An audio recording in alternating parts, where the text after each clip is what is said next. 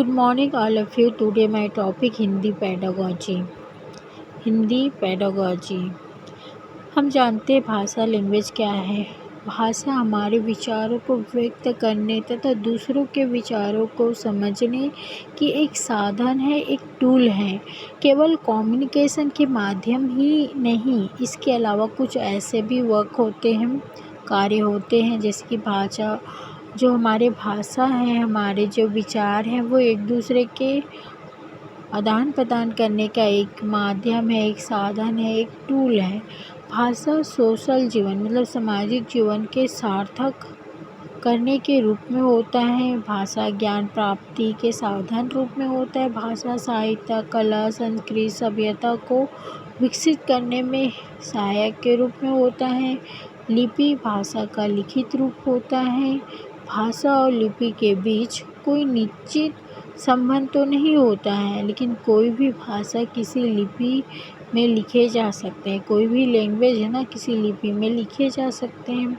भाषा के 3 रूप होते हैं, लिखित, मौखिक और सांकेतिक भाषा। लेकिन लिखित भाषा मौखिक भाषा के तुलना में अधिक स्थायी होता है।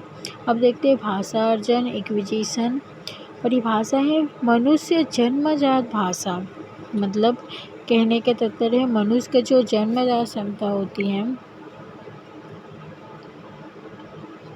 जन्मजात क्षमता भाषा अर्जन करने, जिसके यूज करके मनुष्य अपने वार्तालाप करते हैं। मतलब एक भाषा अर्जन जन्मजात कैपेसिटी होता है, जिसके यूज करके मनुष्य एक दूसरे के समक्ष वार्तालाप करते हैं, सहज रूप से सीखते हैं और बिना किसी प्रयास के इस भाषा को अर्जित कर लेते हैं।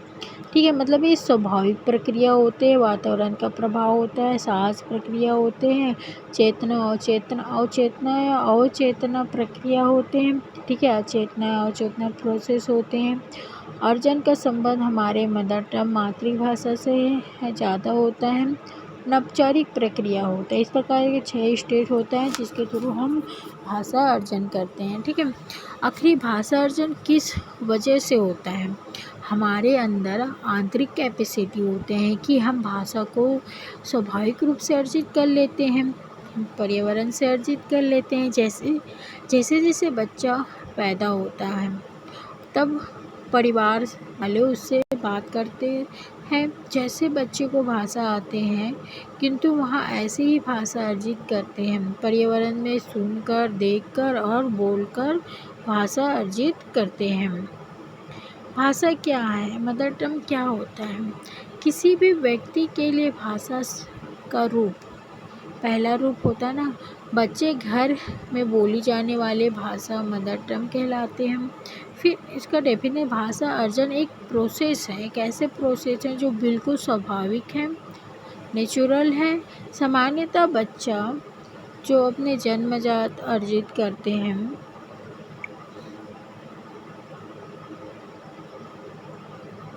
सामान्यतः बच्चा मदर टंग से अर्जित करने परिवार से कर लेते हैं। स्कूल आने से पहले ही बच्चे मातृभाषा में बात करना एवं समझना सीख जाते हैं, सक्षम होते हैं। नेक्स्ट है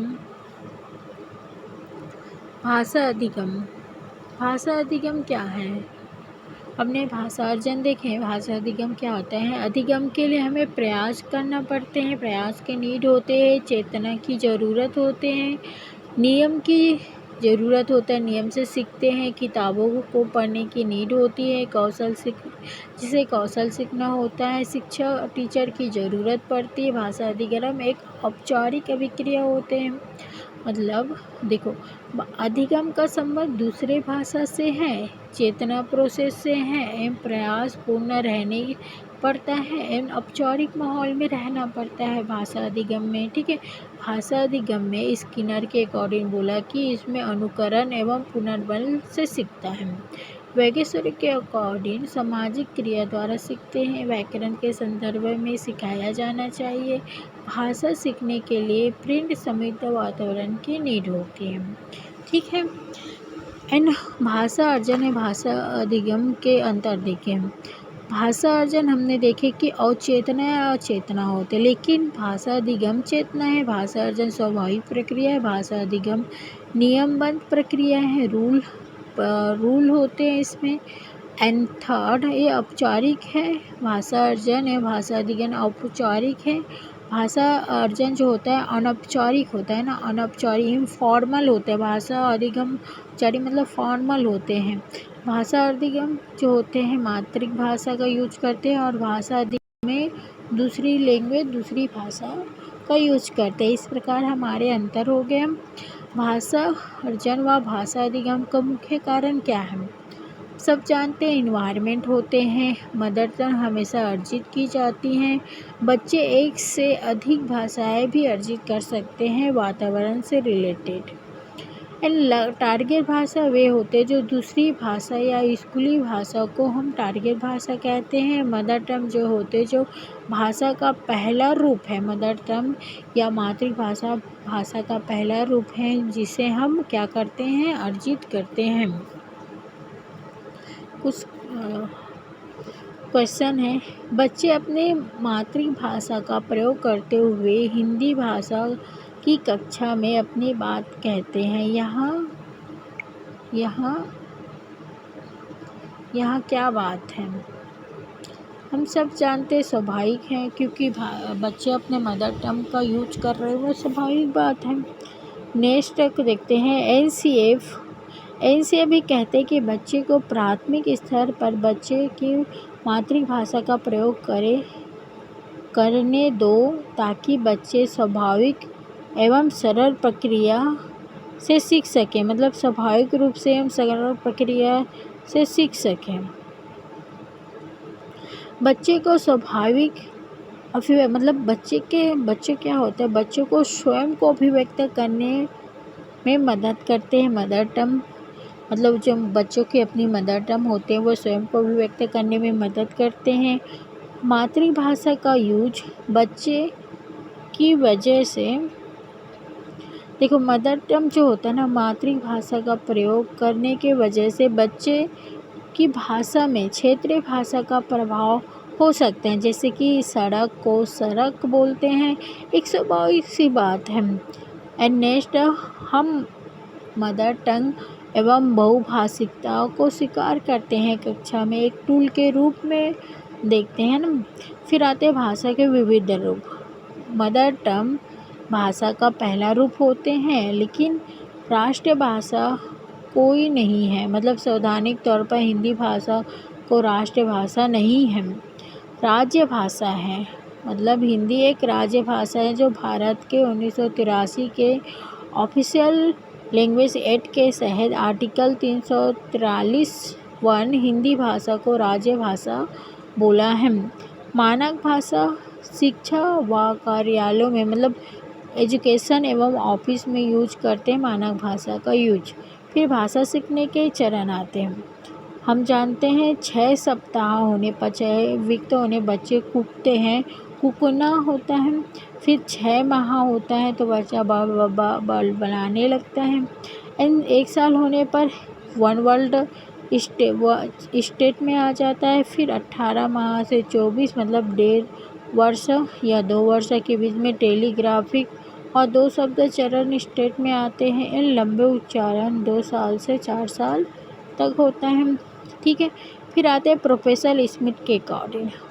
साल में 3 शब्द, साल में 272 शब्द, मतलब 1 साल में 3 शब्द, 2 साल में 272, 5 साल में 2072 शब्द सीखते हैं प्रोफेसर स्मिथ के अकॉर्डिंग।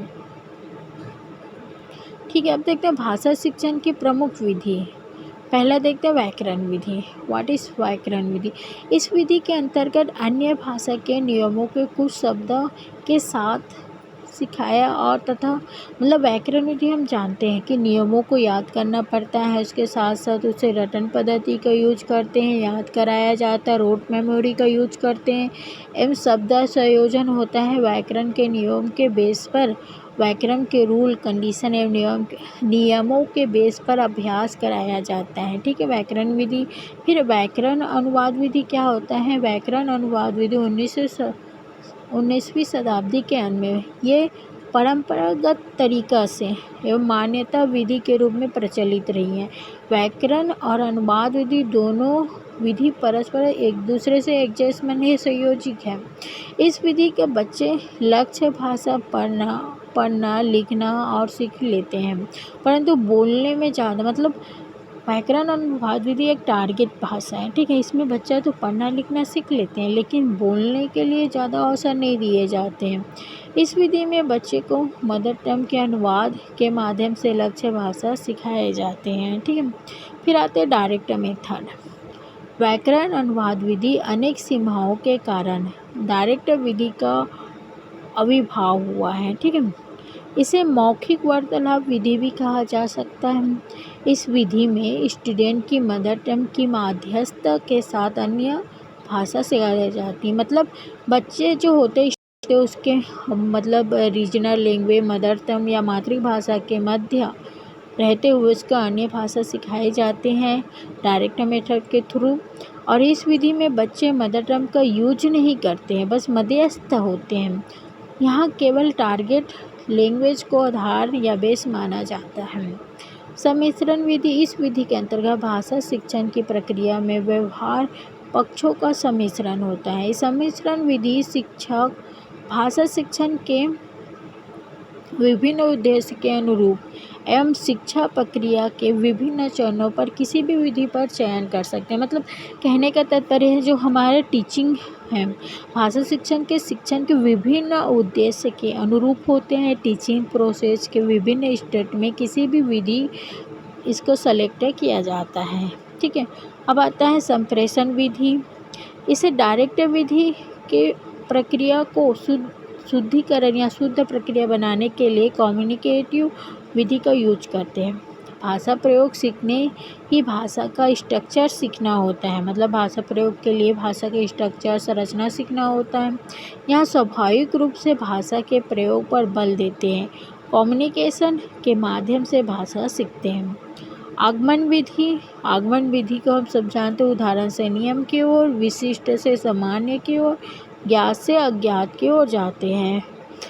उदाहरण पहले संख्या के उदाहरण देते हुए बाद में इसके परिभाषा देते हैं, ठीक है। अब देखते हैं निगमन विधि। निगमन विधि क्या है? नियम से उदाहरण, सामान्य से विशिष्ट की ओर, ठीक है। लेकिन आगमन विधि विशिष्ट समान उदाहरण से नियम की ओर जाते हैं। इसमें पहले डेफिनेशन फिर बाद में उदाहरण या प्रश्न को हल करवाया जाता है, ठीक है। जीन पियाजे क्या है? इसने अहम केंद्रिक वाक्य दिया है, ठीक है। जीन पियाजे अहम केंद्रिक वाक्य दिया है। जीन पियाजे ने भाषा को संज्ञानात्मक विकास के लिए बहुत ही इम्पोर्टेंट नहीं माना है। ईगो स्ट्रीम मतलब अहम केंद्रिक वाक्य क्या होते हैं? अहम केंद्रिक वाक्य का मतलब है बच्चे खुद से ही बोल कर बात करते हैं। 2 से 6 वर्ष के बच्चे की जो एज होते हैं वो बोल कर बात करते हैं। भाषा एवं उसका विचार मतलब पियाजे का भाषा एवं विचार। जीन पियाजे कहते हैं कि पहले विचार आते हैं, ठीक है, फिर भाषा आएगा। जीन पियाजे ने कहा कि विचार से भाषा आती है, विचार भाषा को सुनिश्चित करते हैं। लेवेगेसकी बोलते हैं, लेवेगेसकी भाषा शब्द अपने परिवेश मतलब अंतःक्रिया इंट्रैक्शन करते हुए सीखते हैं। इसके अनुसार निजी भाषा का प्रयोग करते हैं, संज्ञानात्मक विकास में हेल्प करते हैं। लेवेगेसकी कहते हैं कि भाषा मानव का सर्वश्रेष्ठ सिस्टम है जिसके द्वारा हम ज्ञान का निर्माण कर सकते हैं, समझ सकते हैं एवं समझा सकते हैं। Language is a tool. Lev Vygotsky बोले ना, language is a tool. Language Vygotsky के सिद्धांत और सोशल कल्चर सिद्धांत हैं, मतलब सामाजिक संस्कृत सिद्धांत किसने दिए? लेवेगेसकी ने दिए हैं। अब आते हैं इंट्रैक्शन, आंतरिकरण। बाल बाहरी वातावरण के अलावा अवलोकन करते हैं, मतलब बाहरी इन्वायरमेंट का अवलोकन करके अपने भीतरी आत्मसात कर लेते हैं। मतलब बाहरी रूप से वातावरण को अवलोकन करते हैं, ठीक है, ऑब्जर्व करते हैं, फिर वो अपने भीतर आत्मसात कर लेते हैं, असिमिलेशन कर लेते हैं। फिर संज्ञानात्मक विकास व भाषा दोनों में विकास करने में सहायक होते हैं। मतलब संज्ञानात्मक विकास और भाषा दोनों में डेवलप करने में हेल्प होते हैं। लेविसकी ने सिद्धांत में 3 इम्पोर्टेंट दिया। पहला, सोशल स्पीच सामाजिक विकास 2 वर्ष की उम्र में, फिर प्राइवेट स्पीच निजी वाक 3 से 6 वर्ष में, फिर आंतरिक मौन वाक 6 से एबो 6 के बाद होते हैं। भाषा विचार वेगेसकी के अनुसार शुरुआती साल में भाषा विचार एक दूसरे से स्वतंत्र होते हैं, फिर एक समय के बाद मिल जाते हैं। ठीक है।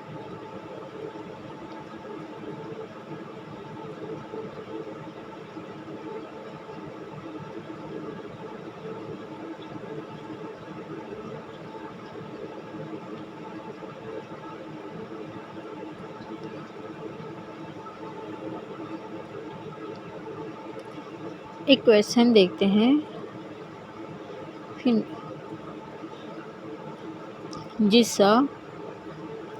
जिस्सा पहले को करते समय 5 वर्ष की मतलब जिक्सा पहले को करते समय 5 वर्ष की नज़्म स्वयं से कहते हैं, नीली टुकड़ा कहाँ है? नहीं, वहाँ यहाँ वाला नहीं है, गाढ़े रंग वाला है जिससे यहाँ जूता पूरा बन जाते हैं।